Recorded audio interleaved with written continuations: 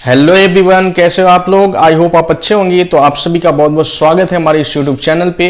तो मेरे प्यारे साथियों, आज हम लोग बौद्ध धर्म पढ़ेंगे। ठीक है, इसके कुछ महत्वपूर्ण पॉइंट्स जो हैं, इन पॉइंटर्स को हम लोग पढ़ेंगे जो हमारे एग्जाम के पॉइंट ऑफ व्यू से काफी इंपॉर्टेंट है और एग्जाम्स में बार बार क्वेश्चन रिपीट हुए हैं। ठीक है, तो अगर आप बीपीएससी की तैयारी कर रहे हो, पीटी के लिए 67th के लिए जा रहे हो, तो बहुत ही इंपॉर्टेंट है। और साथ ही बिहार एसएससी सचिवालय सहायक वगैरह भी और भी एग्जाम्स आ रहे हैं, तो आप हमारे चैनल के साथ जुड़ो और चैनल को जरूर सब्सक्राइब कर लो। चलिए शुरू करते हैं बिना देर करते हुए। बौद्ध धर्म, जैसा कि आप जानते हैं, इसके पहले हम जैन धर्म आपको बता चुके हैं। ठीक है, तो वीडियो भी आप जाकर देख लीजिएगा, अगर नहीं आप देखे होइएगा तो। ठीक है, तो मेरे प्यारे साथियों, आज हम लोग बौद्ध धर्म देखते हैं। बौद्ध धर्म में सबसे पहले जानते हैं कि बौद्ध धर्म के संस्थापक कौन है। तो ये गौतम बुद्ध है। कौन है? गौतम बुद्ध, जिनको महात्मा बुद्ध के नाम से भी जाना जाता है। ठीक है, इनके बचपन का नाम क्या था? तो सिद्धार्थ था। ठीक है, सिद्धार्थ था। कंफ्यूज नहीं हो जाना है, क्योंकि जैन धर्म में जो भगवान महावीर हैं, उनके पिताजी का नाम सिद्धार्थ था। तो यहाँ कंफ्यूज नहीं होना है। संस्थापक यहाँ गौतम बुद्ध हैं और उनके बचपन का नाम सिद्धार्थ था। ठीक है, इनका जन्म कब हुआ था मेरे प्यारे साथियों? तो 563 ईसा पूर्व में हुआ था। बिल्कुल याद रखिएगा, ये सब पॉइंट डायरेक्ट क्वेश्चन में आते हैं। ठीक है ना, डायरेक्ट कि इसका जन्म कब हुआ था। तो 563 ईसा पूर्व में हुआ था। साथियों, स्थल कौन से जगह इनका जन्म हुआ था? तो ये लुम्बिनी नाम का एक जगह है जो कि नेपाल में है, कपिल वस्तु के नजदीक। कपिल वस्तु एक जगह है, वहां पे एक छोटा सा जगह है लुम्बिनी। वहीं जो नेपाल का तराई क्षेत्र है, उसी में ये लुम्बिनी नामक जगह पे इनका जन्म हुआ था। साथियों, इनके पिता का नाम सुदोधन था। ठीक है, और ये कपिल वस्तु के शाक्यों के प्रधान थे। ठीक है ना, तो ध्यान में रखिएगा। इनकी माता का नाम माया देवी था। क्या था? माया देवी, जो कोसल राजवंश की कन्या थी। ये कोसल राजवंश से बिलोंग करती थी। और साथ ही साथियों, आपको जानकारी होगा कि इनकी माता की मृत्यु इनके जन्म के पश्चात ही हो गया था। तो इनकी मौसी ने, और उन मौसी का नाम क्या है? महाप्रजापति गौतमी। ठीक है, महाप्रजापति गौतमी। ठीक है ना, तो उन्होंने इनका पालन पोषण किया। तो महात्मा बुद्ध का पालन पोषण उनकी मौसी महाप्रजापति गौतमी ने किया। साथियों, उनकी पत्नी का नाम क्या है? तो उनकी पत्नी का नाम यशोधरा है। क्या है? यशोधरा। और उनके पुत्र का नाम क्या है? राहुल है। क्या है? राहुल है। ठीक है, गृह त्याग इन्होंने कब किया था? तो 29 वर्ष की आयु में किया था। मात्र 29 ईयर्स ओल्ड जब थे वे, तब उन्होंने गृह त्याग किया था। और बौद्ध धर्म में गृह त्याग की प्रक्रिया को महाभिनिष्क्रमण कहा गया। ठीक है ना, ये भी क्वेश्चन आता है। गृह त्याग का प्रतीक क्या है? घोड़ा है, घोड़ा। ठीक है, प्रथम गुरु इनके कौन हुए? अलार कलाम, महात्मा बुद्ध के प्रथम गुरु। एक और इनके गुरु थे। साथ ही ज्ञान प्राप्ति, लेकिन यही आपसे एग्जाम में पूछेगा, अलार कलाम। ठीक है, ज्ञान की प्राप्ति उनको कब हुई? कितने वर्ष की आयु में हुई साथियों?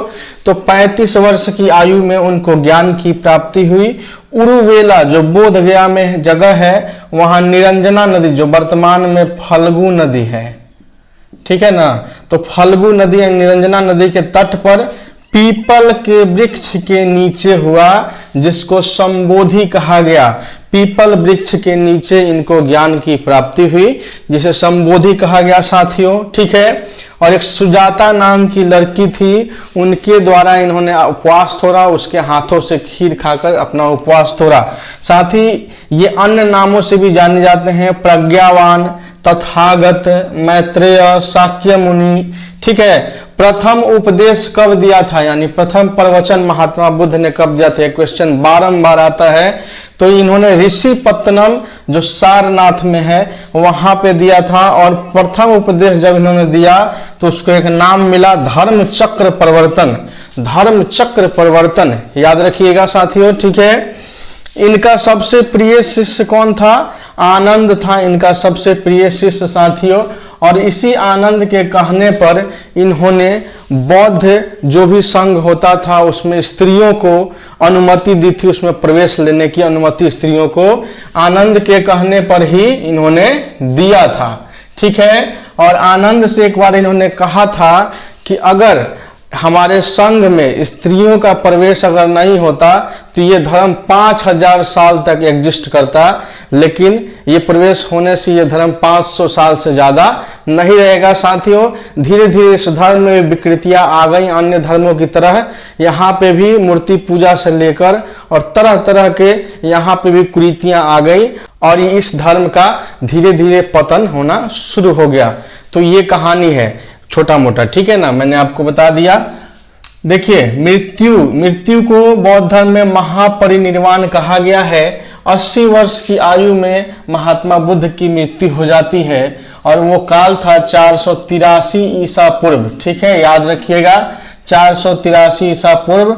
कहाँ हुआ था? तो कुशीनगर में साथियों, कुशीनगर में। और जब इनकी मृत्यु हो गई तो इनके शरीर के 8 भागों में इनके शरीर को बांटकर और 8 स्तूपों का निर्माण करवाया गया साथियों। कितने स्तूप का? 8 स्तूप का, ठीक है। इनके उपदेश काल कितना रहा, यानी कितने दिनों तक इन्होंने उपदेश दिया? तो 40 वर्ष तक इन्होंने लगातार उपदेश दिया।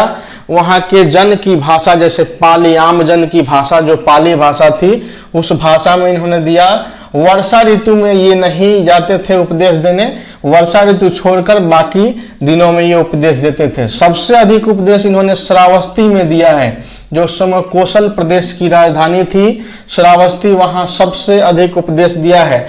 तथा यहाँ पे बौद्ध धर्म के सिद्धांत कुछ हैं, जैसे आर्य सत्य, अष्टांगिक मार्ग, ठीक है, ये सब, निर्वाण जिसका मतलब होता है जीवन मरण चक्र से मुक्ति, यानी दीपक का बुझ जाना। अष्टांगिक, इन्होंने कहा था कि हमारा अष्टांगिक मार्ग आर्य सत्य, इसका पालन करते हुए, ठीक है, जीवन मरण चक्र से मुक्ति आदमी पा सकता है।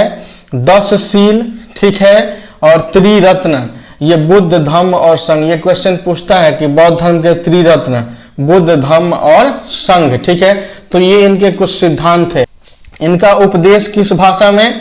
पाली भाषा में। साथियों, मैंने बताया आपको कि पाली भाषा में इन्होंने अपना उपदेश दिया, जो आम जन की भाषा थी। इसी वजह से इस धर्म का थोड़ा प्रचार प्रसार ज्यादा हुआ। बाद में इसमें बहुत बड़े बड़े राजा, जैसा अशोक इसमें शामिल हुए, ठीक है, अशोक का हृदय परिवर्तन हुआ। उसके बाद से अशोक ने बौद्ध धर्म का प्रचार विदेशों में भी करवाया, श्रीलंका में करवाया, तिब्बत में करवाया, अन्य जगहों पर करवाया, वो एक कहानी अलग है। तो इस माध्यम से बौद्ध धर्म का प्रचार पूरे विश्व में हुआ और ये एक अंतर्राष्ट्रीय धर्म की तरह बन गया, ठीक है।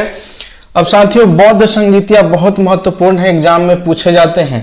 प्रथम बौद्ध संगीति 483, इनके मृत्यु के पश्चात 4 बौद्ध संगीतियां हुई हैं, तो ये जानना जरूरी है, ठीक है।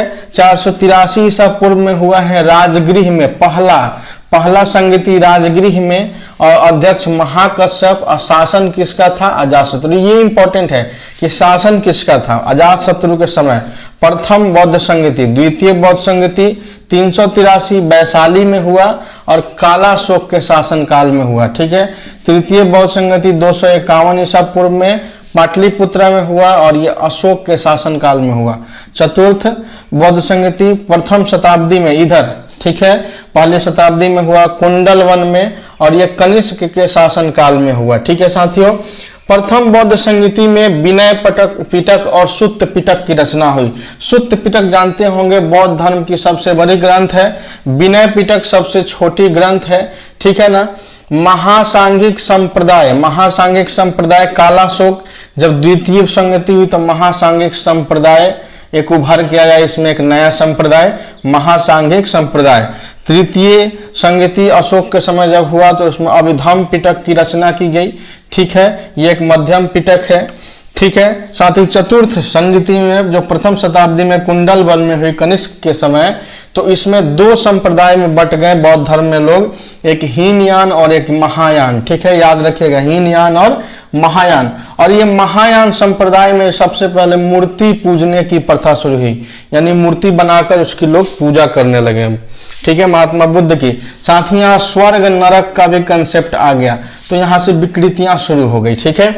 सबसे प्राचीन ग्रंथ त्रिपिटक है, कौन सा है? त्रिपिटक है बौद्ध धर्म का, ठीक है ना। और त्रिपिटक में क्या क्या आता है? विनय पिटक, सुत्त पिटक, अभिधम्म पिटक, ठीक है, ध्यान में रहेगा। अब देखिए यहाँ पे विनय पिटक में क्या है? बौद्ध धर्म के नियमों का संग्रह है, किसका संग्रह है? बौद्ध धर्म के नियमों का संग्रह विनय पिटक में है साथियों।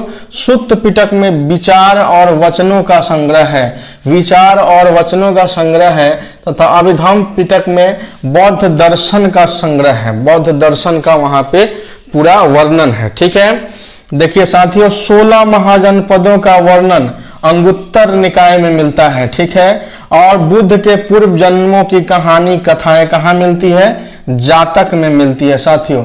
ये है एक महत्वपूर्ण फैक्ट इससे जुड़ा हुआ कि बोधि वृक्ष जो था अभी ये कौन सा उसका जनरेशन चल रहा है? तो ये 5वीं जनरेशन का अभी जो वर्तमान में है बोधगया में, वो 5वीं जनरेशन का है बोधि वृक्ष।